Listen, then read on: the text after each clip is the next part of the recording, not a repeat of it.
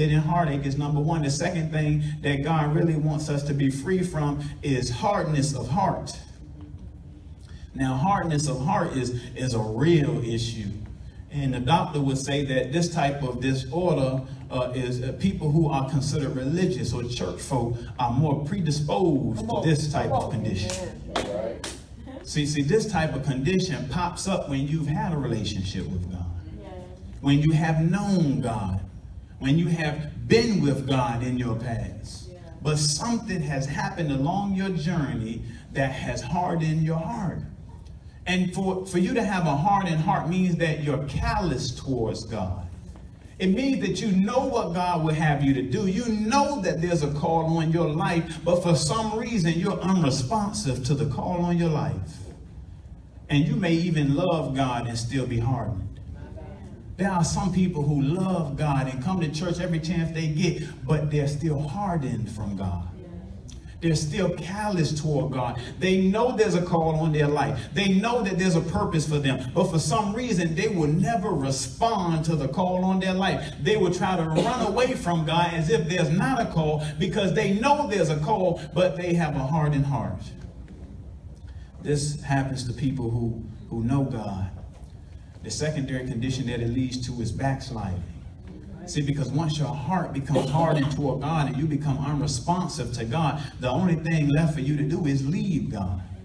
I mean, you won't listen to him, you won't follow him, you won't seek him, you won't read your word. The only thing left for you to do in your mind once your heart becomes hardened is to leave God alone. And that's typically what people do when they are suffering from hardness of the heart. Ezekiel chapter 11, verse 19 touches on this. Scripture says, I will give them an undivided heart and put a new spirit in them. I will remove from them their heart of stone and give them a heart of flesh. In this context, God is speaking about his own people, the children of Israel, who have gotten to a place in their journey with God that they're no longer responding to God. They have gotten to a place where they want to serve idols and false gods, opposed to the God who has brought them out of Egypt, the God who has sustained them in the wilderness, the God who has put them in the land of promise, the God who was faithful even though they weren't right, even though they made mistakes. He never stopped loving them, the God who elected them and chose them for his own purposes. This is the God that they're not willing to respond to. And see, we have been at that place in our lives too, where we know that God has been faithful over our lives, that we know God has brought us a mighty long way, and he's made ways out of no way and helped us get out of bondages that tried to keep us bound, and he has brought us into the promises that he has for us. But for some reason along our journey, we might be offended by somebody else and take it out on God. And here you have God's people who have grown callous toward God.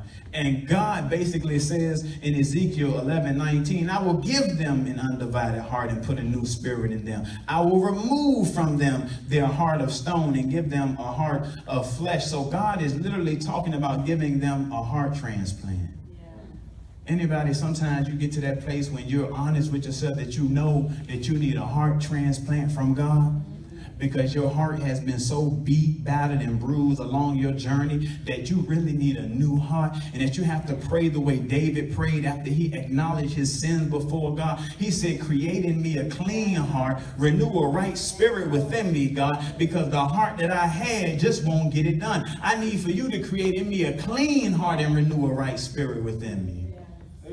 Sometimes you have to be honest with God that your heart has been through some things, that you have sustained some rejection over your life, that people have wounded you over your life, that people have talked about you and gossiped about you to the degree that your heart has been hurt and your heart has been heavy along your journey. And now you come to God and say, God, I need a brand new heart, God, because I know you are the creator of the earth. So I know you can create in me a clean heart and renew a right spirit within me, so I don't carry the burden and the baggage and the pain and the hidden heartache that would like to slow me down along my journey. God, create in me a clean heart.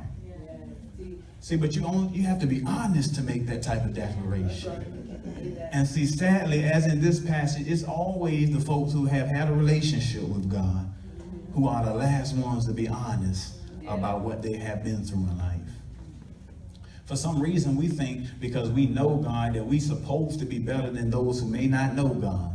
We seem as if we're not supposed to endure any pain, so we don't want to tell anybody about the pain that we have sustained, primarily pain that was associated with folk who know God.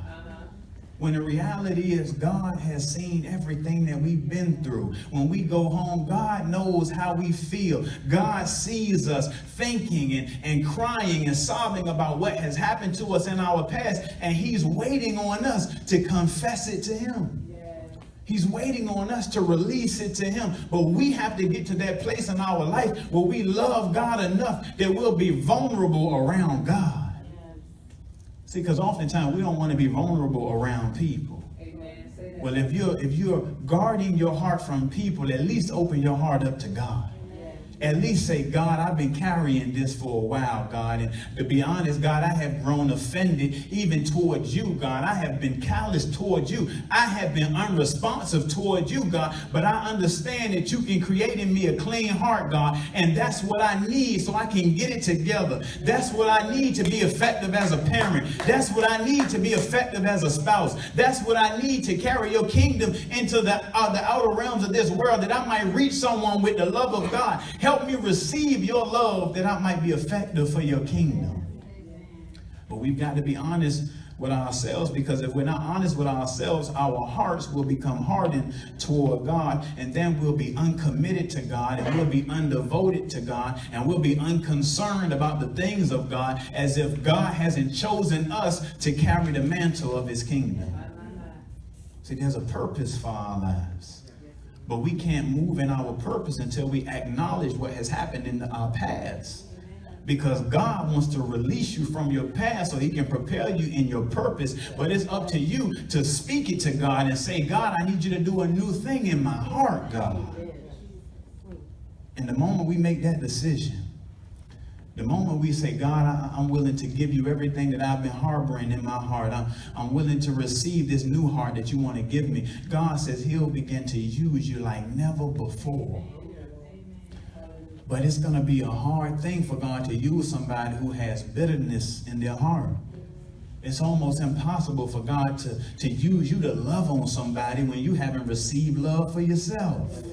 It's going to be hard for you to speak peace to somebody else when you haven't received peace for yourself. How are you going to tell somebody what God can do for them if you haven't let God do it for yourself? So God said, don't harden your heart toward me. Don't be callous toward me. I'm willing to give you a new heart. I'm willing to give you a transplant. I'm willing to do a surgery on you that doesn't even cause you any pain. It's not invasive by any means. It won't even hurt you. Maybe it may hurt you because you want to hold on to the pain. But once I take the pain, you'll feel refreshed. You'll feel renewed. You'll feel like you got some new strength. Not because of yourself, but because of what I'm going to do in your life.